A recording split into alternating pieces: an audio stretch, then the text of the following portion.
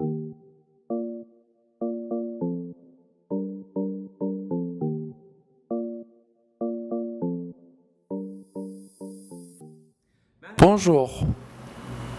aujourd'hui je vous présente une vidéo de comparaison des prothèses mammaires concernant leur forme et leur surface. Tout d'abord, la forme la plus grande, c'est ronde. Il y a actuellement des dilemmes et des discussions concernant ces prothèses et nous avons utilisé des surfaces planes depuis des années. Après les années 90, d'autres prothèses ont commencé à être utilisées à la place des prothèses à surface plane en raison de certains problèmes. Cependant, ces dernières années, lorsque des problèmes ont été observés également avec ces prothèses, la discussion du retour à la prothèse à surface plane a été soulevée. Cependant, 90 à 95% des personnes qui correspondent à la majorité dans le monde continuent d'utiliser ces prothèses. Une autre question qui est constamment posée est la forme de la prothèse. Alors la forme tombante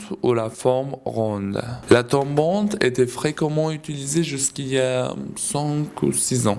Aujourd'hui, il y a un retour à la prothèse tombante. Car, comme vous pouvez le voir, la prothèse tombante donne un aspect asymétrique. La partie inférieure est plus gonflée que la partie supérieure. Bien qu'il y a une faible probabilité de 2 à 10%, la rotation de ces prothèses peut se produire avec le temps.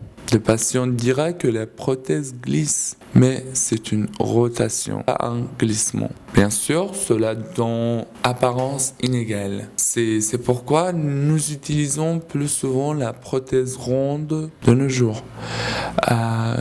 C'est ce qui compte ici, et ce que je veux dire à tout le monde. Que faisons-nous pour vous en ce moment, en 2020, et où en sommes-nous?